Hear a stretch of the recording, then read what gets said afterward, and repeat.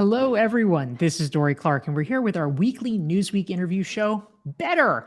And our guest this week is Dr. Sharon Melnick. Sharon is the author of a new book. It's called In Your Power. And we're going to be talking today about how to regain control in your professional life and be in your power as a professional, as an employee, as a manager, whatever you are. How can you regain and retain the power that you have? Sharon Melnick, so great to have you here.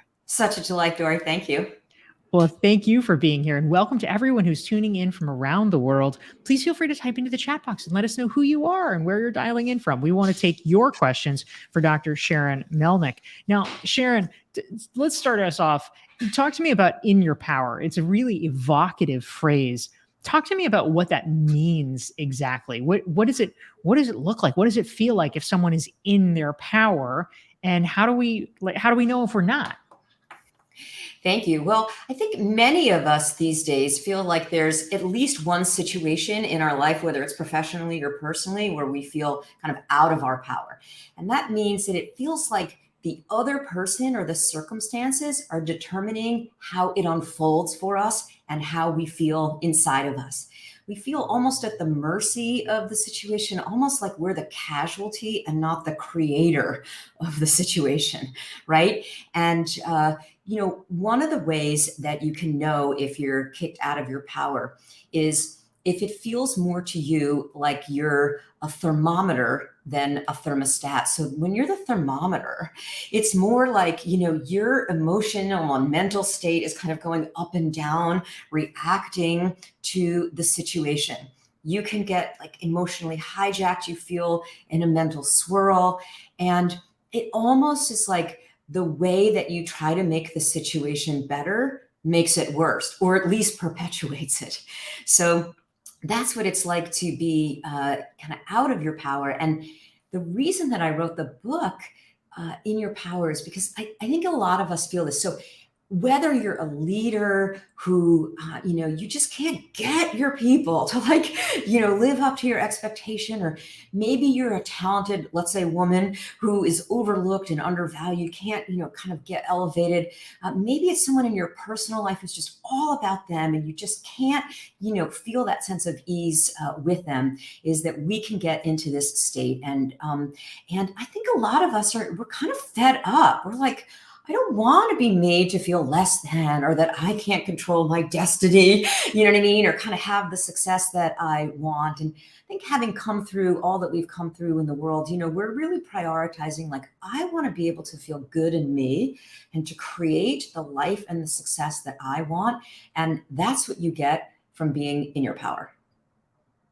I love it. That sounds like a very compelling value proposition. So we definitely want to learn more. We're here with Dr. Sharon Melnick. You can learn more about her at sharonmelnick.com. Her book is In Your Power. And this is Dorie Clark with our weekly Newsweek interview show, Better. Welcome to everybody. Please feel free to type into the chat box. Let us know who you are, where you're dialing in from. And Sharon, a question that I have. You talk in your book about so-called portals of power, which sounds like a really interesting concept. What is a portal of power, and how can we begin to apply some of this?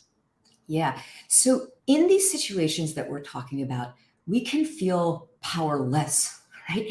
So the idea of the 12 power portals is that you have so much more power than you think you do. It's almost like 360 degrees around you in any direction, no matter where you look. If you just enter kind of that chapter, that doorway, there's a whole new way of looking at it, a whole new set of scripts and things that you can do. And this is why, if we continue the analogy, is like, you want to go from being more like the thermometer, where you're reacting and going up and down, and you want to be more like the thermostat. When you're the thermostat, you set the tone. You decide who you are and what you believe about yourself. Like, you have a vision that brings everyone along with you. It's like when you're the thermostat, like, you have so much power. It controls like the air humidity and the motion of the people. And you know what I mean? And this is available to you. So, and I think we'll, be talking about some of these examples. And so the idea of the power portals is like, it's actually, if you could just open your eyes to how much power you have, you would feel like, wow, I never have to suffer like that again. That sounds incredible. That's great. We're all on it. We've bought in, Sharon Melnick. I love it. Sharon is the author of In Your Power, the new book. This is Dorie Clark with Newsweek's Better interview show. We want to say hi to Karen tuning in from Boston. Victor is in Cameroon. Peter's back from Edinburgh. We've got a LinkedIn friend from New York City. Annette is here from SoCal. Tamara is here from Utah. Kelsey's in Trinidad and Tobago. Rebecca's in Chicagoland. We've got a LinkedIn friend from New Jersey. Lena is in Copenhagen. Masood is in Karachi. Astrid's in London. Ersin is from Turkey, and Alex is from Austria. We're so glad all of you guys are here. Thanks for joining us, and type your questions in for Sharon Melnick. We're talking how to be in your power. So let's get to it. You've been tantalizing us, Sharon. So if you are someone who perhaps is resonating with this, it's like, yeah, okay, I have not been in my power, in fact, at work. What are some of the first steps, the first one or two things that a person could do to begin to right this imbalance and perhaps step more into it? Yeah, so let's just start with kind of like the basics, right? Is that the very first question that you want to ask in any situation, it's stressful or you feel stuck, is where's my power? And when you ask this question, require yourself to sort out what are the aspects of the situation that you can control. And I call this your 50%.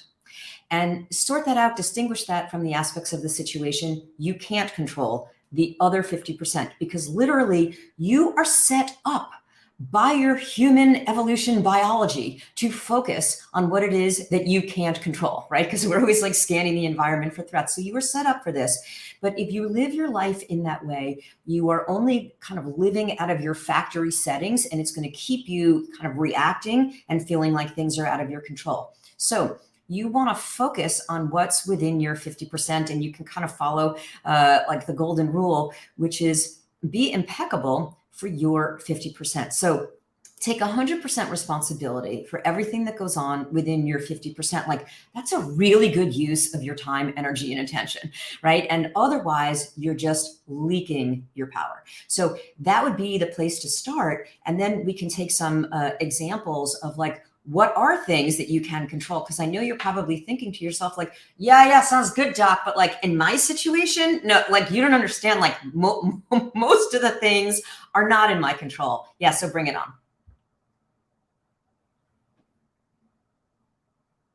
Love that, Sharon. Thank you. That's so interesting. And we want to say hi to some of our amazing friends joining us from around the world. Thank you for tuning in, everyone. David's in Florida. Janice is in Pittsburgh. Miriam is in Malawi. Carolyn is back from Cary, North Carolina. Rachel is in New Jersey. Paulina is tuning in. We've got a friend from Peru. Hala is in Belgium. Banu is in Beacon, New York. Nicole is in LA. And we love having every single one of you. Now, a question, Sharon, came in from our friend Sushma in India. She wants to know, how conducive is it in the world in its present state to support us being ourselves socially and culturally? And I think what Sushma is pointing to is that often being in your power, I assume you can tell me that it has some kind of overlay with authenticity, with being ourselves, not feeling like we need to cover in some way.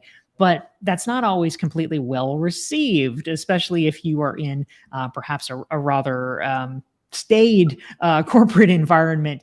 The idea of self-expression or feeling comfortable being yourself may seem like a long ways off. What do you do in that situation? Mm-hmm. Yeah. Well, the thing is that it is always within your control to set the criteria and to decide what you feel comfortable showing and what you don't feel comfortable or safe showing, right? So that is within your control. And I think what you want to do in that situation is to really think about, what is the outcome that I want? What are the results that I want from my career? What's the contribution that I want to make? And who do I need to show up as in the service of that?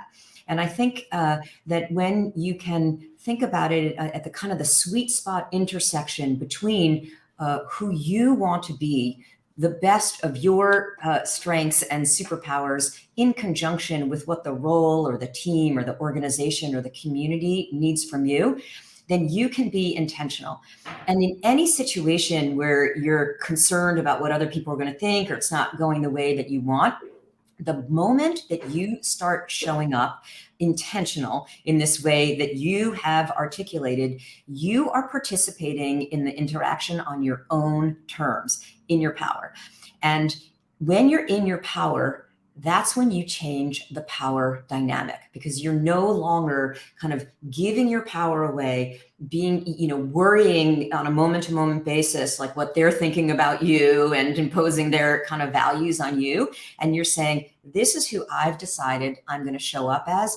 And people resonate with that. Like at a body level, people are like, you know what I mean? I'll have what she's having.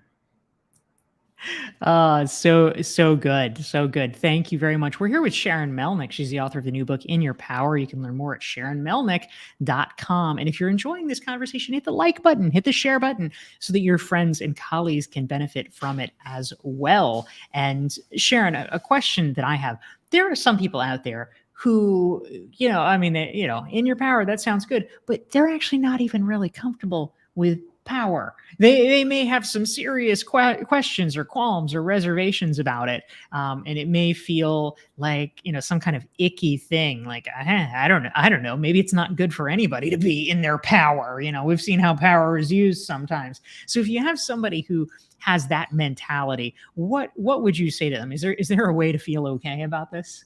Yeah, thank you. And I think that that's where a lot of us start. We might feel uncomfortable with power. So here's the thing, is that when there's a difference between being in power and being in your power. So we have this kind of connotation of power as like a force, it's manipulative, selfish, narcissistic, all these kinds of things. And none of us kind of want to be that. But that's only the case when you're in power, but you're not in your power. That means that you have the means to actually, kind of have effect over people's lives, but you're kind of using them in order to feel good in yourself, right? So what we're talking about here, being in your power. Power comes from the Latin root posse, which means to be able. So being in your power it's about an ability. It's about ability to stay good in you so that when you act, you can do so in a way that is actually gets you the outcome that you want this time, as opposed to like, well, I said something, but nothing happened. And not only for you, but for the good of all. And we're here to redefine it. And, I have so many examples for you. Let me just kind of give you one example of this. So I coached a woman, Keisha, who the very first time that I talked to her, she said, I just can't do it anymore. She was like a moment away from leaving the organization. So her manager was in touch with her, texting 7 a.m. to 11 p.m. Her peers, while working hard, kind of a lot of things were falling through the cracks. They were all falling onto her plate. A lot of things in the systems were broken, and it was all, she hadn't had dinner with her husband in a year, and she just was overwhelmed. She just couldn't take it anymore, definitely on the fast track to burnout. So she felt like she didn't have any power in this situation. But this is a good example of how you can always be the thermostat, right? So she had more power than she thought. So one of the things that we did was that she actually kind of, put together like an understanding of kind of why all of this was happening, like kind of an anatomy of the problem, so to speak. And she shared this, created common understanding with her peers and with everyone who was kind of involved with this. She developed a vision. She brought everyone along on the vision, put it in terms of what was in it for them, because of course, they didn't want to be doing more work, taking some of that work back. And she brought everyone together, and they were like, wow, this is much better, actually. like all of our workflow and all of our communication and all the way that we're doing this, and people are getting paid now, and because their systems are broken, et cetera. So it's just an example. Here's an example of she learned the ability to kind of engage other people in joint problem solving. She was able to kind of transfer the ownership of the problem where it was just all falling on her, to where everyone thought, yes, actually, this is going to be better for all of us. And she restructured, and so it was better for her. She got much more clear in her role. She was able to delegate and have dinner and weekends with her husband.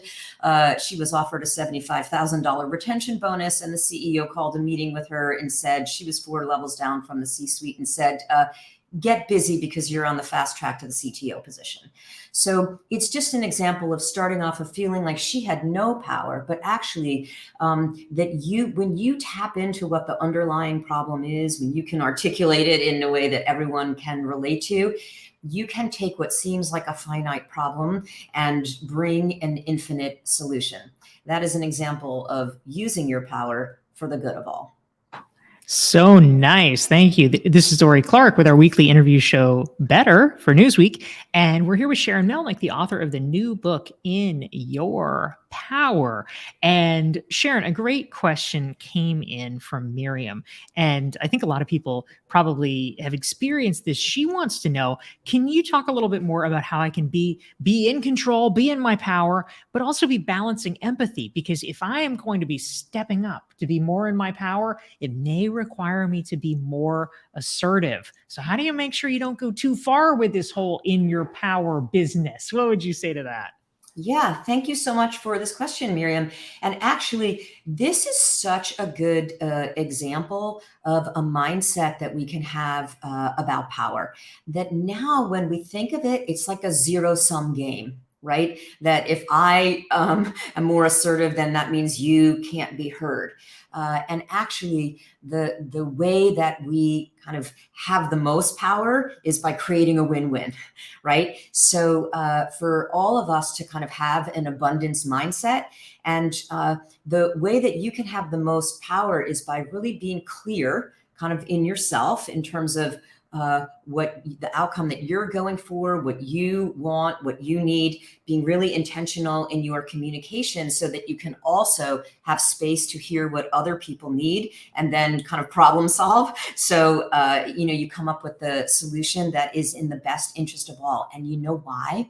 Because then, Miriam, you are able to leverage and unleash the energies of other people in the service of the vision that you have. So by you being clear and going for it and bringing others along, because Miriam, when you're in your power, you raise everyone around you.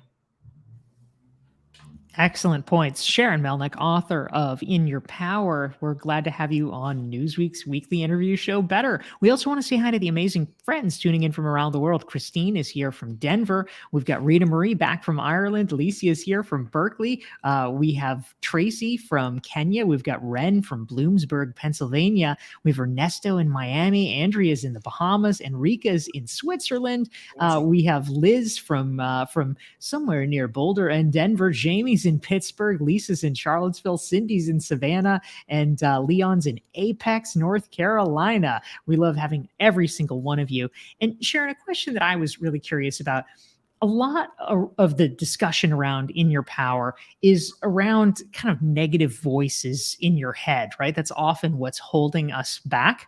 Where does that come from? And if the problem is not necessarily external, or at least not completely external, if part of it's inside, how do we fix that? How do we get out of the negative voices that may be plaguing us a little bit in this regard? Yeah. Well, I'll give you an example from my own life. So earlier in my career, I went to a rock concert in Washington, D.C. And as I arrived, the stadium was starting to fill, and there was a cluster of people over to my left and there was one person that I recognized. It was Tipper Gore, who was the wife of the then Vice President, Al Gore. And so without overthinking of it, being confident, I went right over, I stuck up my hand. Hi, I'm Dr. Sharon Melnick. I do research at Harvard Medical School. I help people, be confident and resilient and overcome their childhood experiences. She's interested, so we have a chance to talk. We're having an estrogen fest. Certain point, she turns to her chief of staff and she says, Melissa, would you get Dr. Melnick's contact information? We want to bring her down to the White House to share the policy implications of her research. So, like, wow, pretty cool. I go home, I write up a little something, I send it off. A few weeks later, phone rings. Melissa.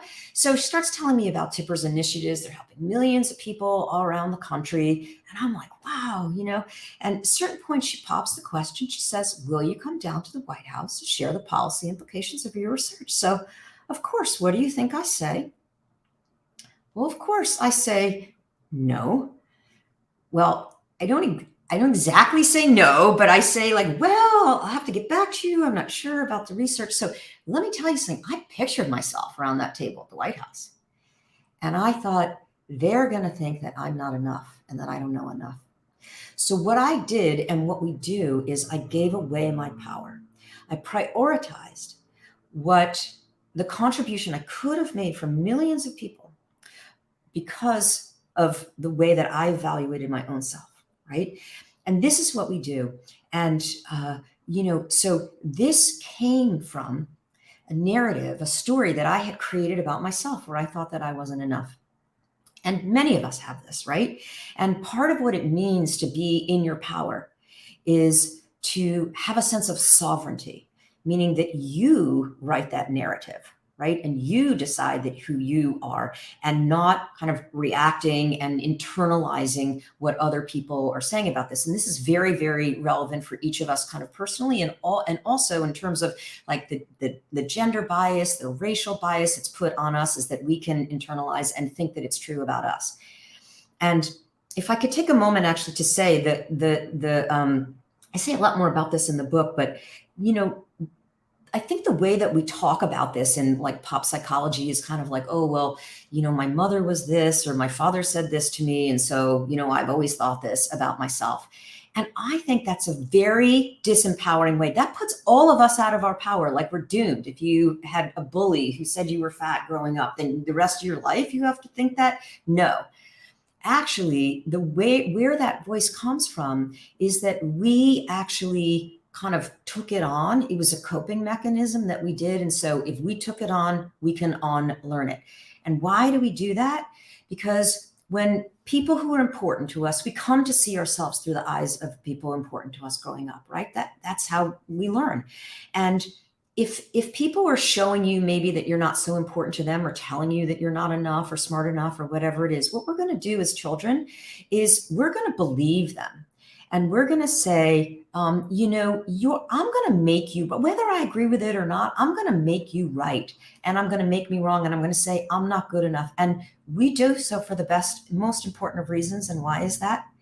Because it enables us to preserve hope. Because then we can say, something, if I believe that you're right and that you're capable, you'll be able to put food on the table in the morning and keep me as part of the family. And if I don't believe that, if I really believe like you'll never see my needs, you really don't kind of get me, then I'm going to be instantly hopeless. And it's really, it's going to be hard to go on in my life. So we kind of make that deal. And so this story that we tell about ourselves is kind of a calculated coping mechanisms, but it's not quote unquote true about you. And I want each and every one of you to really consider how you took this on and made this mean something about you. And you've been telling that story ever since, but you have an opportunity today to kind of the first day of the rest of your life and to write the new chapter going forward. And I can't wait to hear from you about it. So empowering. This is terrific. We're here with Sharon Melnick. She's the author of the new book. It's called In Your Power. You can learn more about Sharon. Check out her work at sharonmelnick.com. And if you're enjoying this conversation and you want to make sure you never miss one, we're here every Thursday at noon Eastern, 9 Pacific, 5 o'clock in London. Go to dorieclark.com. You can sign up, get a free download, get a free self-assessment. You will be added to our email list and you'll get reminders for things like this.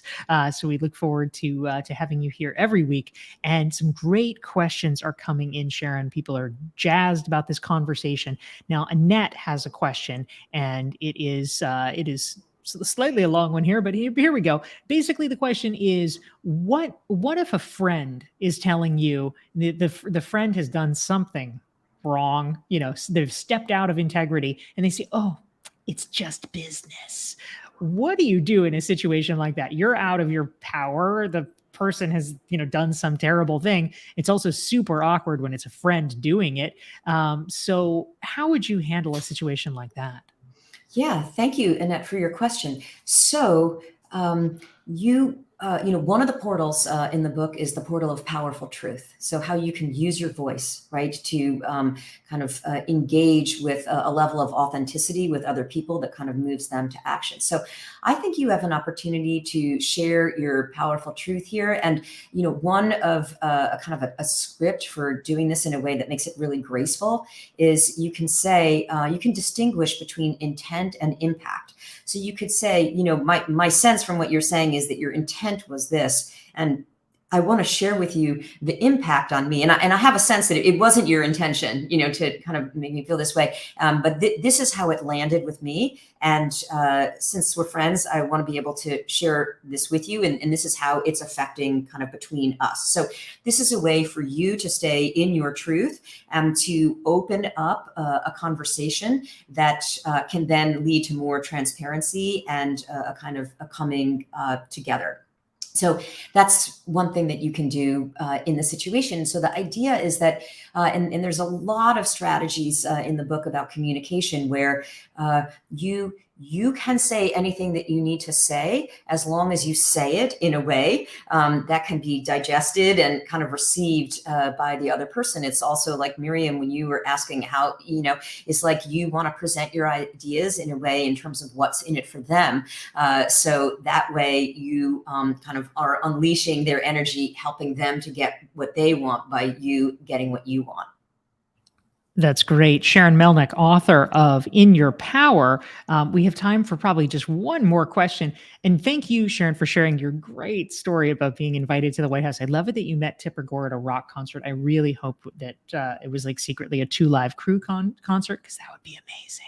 But her secret life. But anyway, that's fantastic.